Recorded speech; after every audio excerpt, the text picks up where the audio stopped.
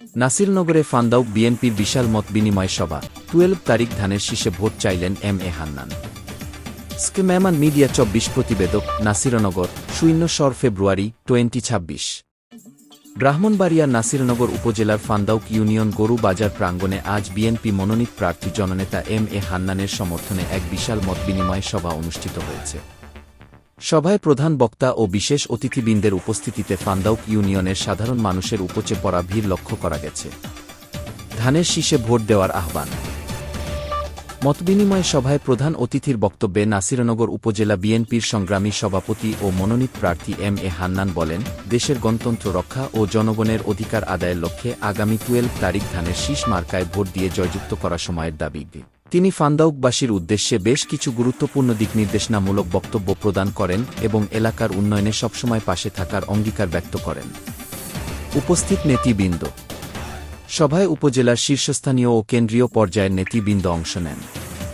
উপস্থিত ছিলেন অ্যাডভোকেট আমিনুল ইসলাম মুনির, সদস্য, আহ্বায়ক কমিটি, জাতীয়তাবাদী আইনজীবী ফোরাম, সুপ্রিম কোর্ট এবং পল্লী বিষয়ক সম্পাদক, ব্রাহ্মণবাড়িয়া জেলা যুবদল; কে.এম. বশির উদ্দিন তুহিন, সহসভাপতি, জিসাস কেন্দ্রীয় কমিটি, সদস্য, জেলা বিএনপি এবং সাধারণ সম্পাদক, নাসিরনগর উপজেলা বিএনপি; অ্যাডভোকেট আলী আজম চৌধুরী, নির্বাচিত সাংগঠনিক সম্পাদক, নাসিরনগর উপজেলা বিএনপি এবং এডিশনাল পিপি, জেলা ও দায়রা জজ আদালত; সার্জেন্ট অব শফিক, সভাপতি, ফান্দাউক ইউনিয়ন বিএনপি; কাজী ইয়ার খান, যুগ্ম আহ্বায়ক ও সাধারণ সম্পাদক, ফান্দাউক ইউনিয়ন বিএনপি; ফয়েজ আনসারী, সভাপতি, ফান্দাউক ইউনিয়ন যুবদল। এছাড়াও নাসিরনগর উপজেলার বিভিন্ন পর্যায়ের বিপুল সংখ্যক নেতাকর্মী ও স্থানীয় গণ্যমান্য ব্যক্তিবর্গ এই সভায় উপস্থিত ছিলেন। বক্তারা বর্তমান রাজনৈতিক প্রেক্ষাপট তুলে ধরে নেতাকর্মীদের ঐক্যবদ্ধ থাকার আহ্বান জানান। তারা বলেন, সাধারণ মানুষের স্বতঃস্ফূর্ত অংশগ্রহণই প্রমাণ করে নাসিরনগরের মাটি ধানের শীষের ঘাঁটি। 12 তারিখের নির্বাচনে প্রতিটি ভোট কেন্দ্রে অতন্দ্র প্রহরীর মতো দায়িত্ব পালন করার জন্য তারা তৃণমূলের প্রতি আহ্বান জানান। বিপুল উৎসাহ উদ্দীপনার মধ্য দিয়ে এই মত বিনিময় সভায় এম.এ. হান্নান বলেন,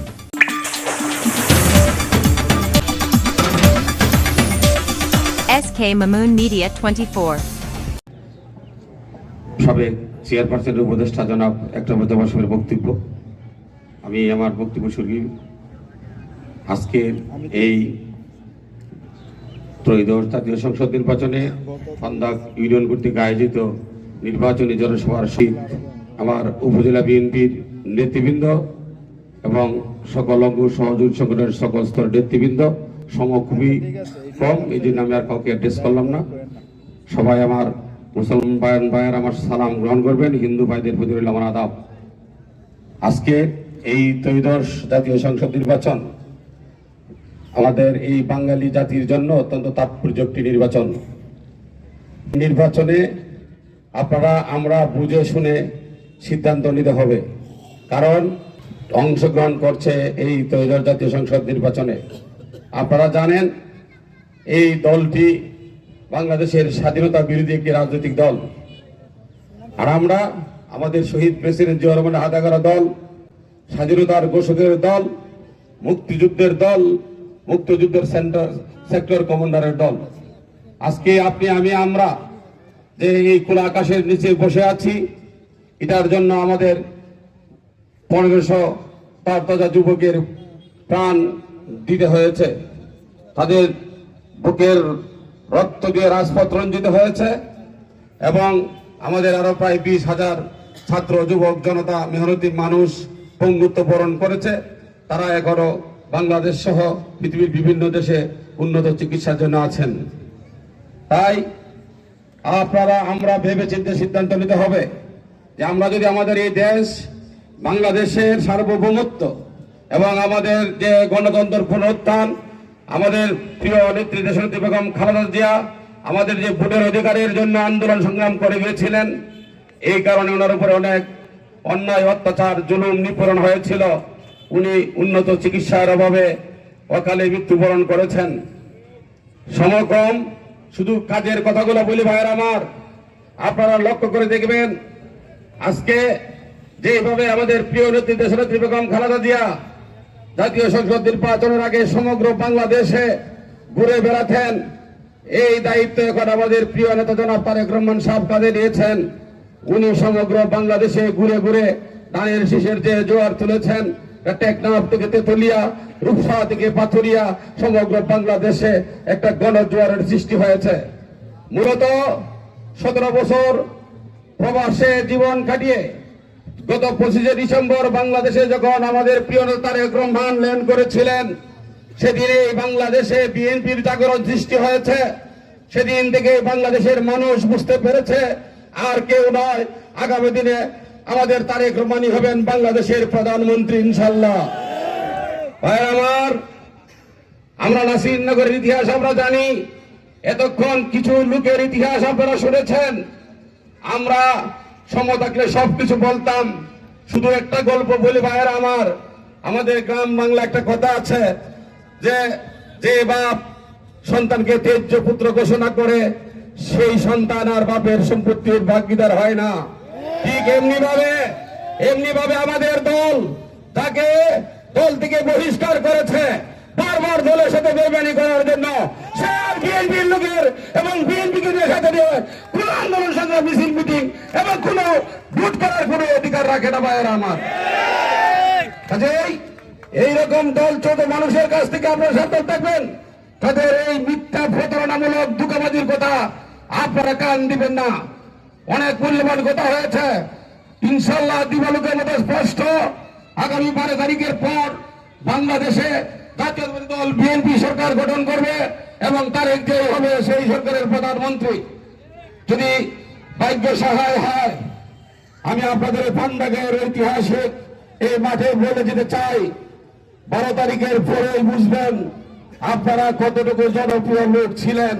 এদেশের মানুষ ব্যালটের মাধ্যমে বুঝাই দিব যে এই 17 বছরের ইতিহাস, যে দুর্নীতির ইতিহাস, এই 17 বছরের ইতিহাস আমার গণতন্ত্রকামী মানুষের উপর অন্যায় অত্যাচারের ইতিহাস। এই সুযোগ আর আমরা বিদা যেতে দিব না ইনশাল্লাহ।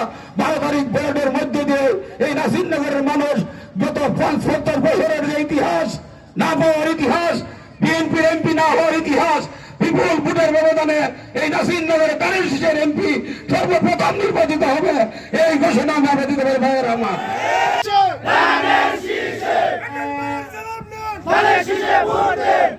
আমাদের অনেক হিন্দু ভাইদের কেউ কেউ হুমকি ধুমকি দিচ্ছেন। আমরা কিন্তু যেহেতু এই দেশের মানুষের সাথে থাকি, এই দেশের মানুষের কাজ করি, আমাদের কাছে খবর যায় বাজারের স্বর্ণ ব্যবসায়ীদের কাছ থেকে নাকি অনেকে লেনাদেনা করেন, অনেকে হুমকি ধুমকি দেন, আমাদেরকে ভোট না দিলে মিথ্যা মামলা দিব। মিথ্যা মামলা দেওয়ার কি সাজা আর কি মজা 12 তারিখ মানুষ বুঝাই দিব ইনশাল্লাহ। মামলা দিব সময় টাকা নেন, মামলা দিয়ে জামিন করার কথা টাকা নেন, দলের লোকও দেন, আওয়ামী লীগও দেন। এরকম দিয়েছে কিনা ভাই আমার? ফান্ডা কিনে এরকম কেউ তাকে আচরণ আসেননি। দেখেন কত মানুষকে সে এরকম মিথ্যা মামলা পাঠাইছে। বুঝবেন কি যতটা বিষে বুঝি বসে কিসে করবো আসে বিষে ধ্বংসিনী যারে। আপনি 12 তারিখে বুঝবেন আপনার গুড়ার পাও ভাঙ্গের লাভতে লাগবে এই দেশের জনগণ, কারণ সকল ক্ষমতার উৎস জনগণ। আর আপনি এই জনগণকে বারবার দুঃখ দিয়েছেন, বারবার আমাদের দলের সাথে বেইমানি করেছেন। আমরা আমাদের দলকে বলবো আর নয়, অনেক হয়েছে, 2বার 3বার দল থেকে বহিষ্কার হয়েছে, আর যেন বাকি জীবন আর এই দলের নাম আর মুখ দিয়ে বের করতে না পারে। তাই প্রিয় পাবনাবাসী, আপনাদেরকে বলবো আপনারা এখানে হিন্দু মুসলমান এবং অত্যন্ত সম্ভ্রান্ত হিন্দু পরিবারের বনেদি ব্যবসায়ীগণ এই ফান্ডাকে বসবাস করেন, সেটা ব্রিটিশ আমল থেকে। আমি আপনাদের উদ্দেশ্যে দুটি কথা বলি। আপনারা আপনাদের তৎকালীন নেতা আমাদের প্রয়াত সাইদুল হক সাহেবের অত্যন্ত কাছের আপন মানুষ ছিলেন। উনি আপনাদের ভালো মন্দ দেখেছেন। যে কোনো কারণে আপনাদের দল আওয়ামী লীগ এখন নির্বাচনে নাই। তাই আমি আপনাদেরকে বলবো যে আপনাদের নাগরিক অধিকার এবং নাগরিক দায়িত্ব হল ভোট প্রদান করা। আপনারা আমাদের দানের শীষে ভোট প্রদান করে এদেশের সার্বভৌমত্ব রক্ষার, আপনাদের উন্নয়ন এবং আপনাদের সামাজিক যে নিরাপত্তা সব বিষয়ের নিশ্চয়তার জন্য আপনারা আগামী দিনে যে দল সরকার গঠন করবে সেই দলের পক্ষে একটা সিদ্ধান্ত দেন। কারণ আমরা জন্মসূত্রে মানুষ, আমরা বাংলাদেশি, যারা আমরা বাংলাদেশে জন্মগ্রহণ করেছি সকলে আমরা দেশের সমান নাগরিক অধিকার ভোগ করব। আপনারা নাগরিক হিসেবে ভোট দেওয়া আপনাদের নাগরিক অধিকার। তাই আমি মনে করি এই বাংলাদেশের সবচেয়ে সচেতন ভোটার হলো সনাতন ধর্মের ভোটার। তারা জানে যে এই দেশে কে স্বাধীনতার সপক্ষের লোক, আর কে স্বাধীনতার বিপক্ষের লোক। আমি আপনাদেরকে অনুরোধ করব, আপনারা যারা স্বাধীনতার বিপক্ষের শক্তি তাদেরকে ভুলেও আপনারা ভোট দিয়ে এই বাংলাদেশে সরকারে বসবার কোনো চিন্তা করবেন না।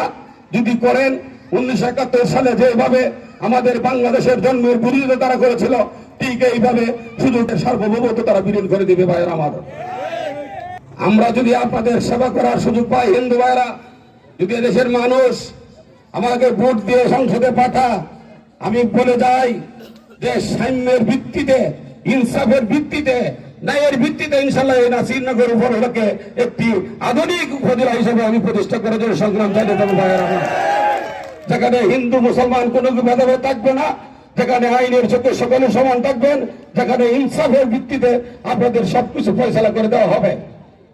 কোন ব্যবসায়ীর কাছ থেকে কেউ আর কোন দান্দা দিয়ে দাপ্পা দিয়ে আর কোন সুযোগ সুবিধা নিতে পারবে না। কাজে আমি আপনাদেরকে অনুরোধ করব, আগামী 12 তারিখ আপনারা বুঝে শুনে সিদ্ধান্ত নেবেন।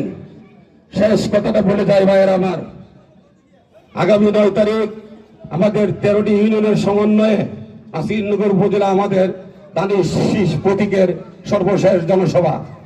সেই জনসভা আমাদের বাংলাদেশ জাতীয় দল বিএনপির কেন্দ্রীয় কমিটির একজন শীর্ষ নেতা আসবেন।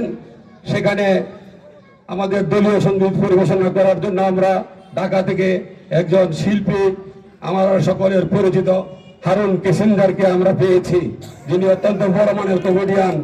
শুনেও আমাদের এখানে আমাদের দলীয় সঙ্গীত পরিবেশন করবেন। তাই আপনারা ফান্দকের মানুষ, সংস্কৃতিবান মানুষ, আপনারা সকলে অংশগ্রহণ করবেন এবং আমাদের সর্বশেষ জনসভাটা আপনারা শুনবেন। আমাদের জাতীয় দলের কেন্দ্রীয় নেতৃবৃন্দ কি সিদ্ধান্ত আপনাকে দিয়ে যা, কিভাবে আপনাদের আমাদের প্রিয় বাংলাদেশ আগামী দিনে চলবে, কিভাবে আগামী দিনে সরকার এই বাংলাদেশকে উন্নত বাংলাদেশে পরিণত করবে। আমরা যে স্বপ্ন দেখছি এই সকলের স্বপ্ন বাস্তবায়নের লক্ষ্যে আমাদের প্রিয় নেতা জনাব তারেক রহমান যে উন্নয়নের পরিকল্পনা ঘোষণা করেছিলেন, আই হ্যাভ এ প্ল্যান, এই প্ল্যান কিভাবে বাস্তবায়ন হবে সব বিষয়ে সকল ব্যাখ্যা সহ আগামী দিনে আমাদের এই নাসিরনগরে 9 তারিখের জনসভা আলোচনা হবে। ততদিন পর্যন্ত আপনারা ভালো থাকবেন। আগামী 12 তারিখে দানের শীষে ভোট দিয়ে এই নাসিরনগরে প্রথম দানের শীষের এমপি নির্বাচিত করার আশাবাদ ব্যক্ত করে সকলকে ধন্যবাদ জানিয়ে আমার সংক্ষিপ্ত বক্তব্য আমি এখানে শেষ করলাম। খুদা হাফেজ। এই পর্যায়ে বক্তব্য নিয়ে আসছেন আজকের সম্মানিত সভাপতি সার্জেন্ট শফিকুল ইসলাম। বিসমিল্লাহির রহমানির রহিম। এক মিনিট বসেন, 1 মিনিট শেষ করে দিচ্ছি। 1 মিনিট বসেন। এই সভার প্রধান অতিথি, বিশেষ অতিথিবৃন্দ এবং ফান্দকবাসী, বিভিন্ন ইউনিয়ন এই গ্রাম থেকে আগত সবাইকে আমার সালাম, আসসালামু আলাইকুম। হিন্দু ভাইদের কাছে আদাব। 1 মিনিটে শেষ করে দিচ্ছি। এখন আর মামলাবাজি, চান্দাবাজি, ফান্দাউক চলবে না। ফান্দাউককে আর কোনোভাবে বোকা বানানো যাবে না। বহিষ্কার নেতার পিছনে আমরা আর ঘুরবো না। আমরা এইবার গুড়া মুড়া যেটা আছে সবাই লাল কার্ড দেখিয়ে দেবো ইনশাল্লাহ। আপনারা সবাই রাজি আছেন?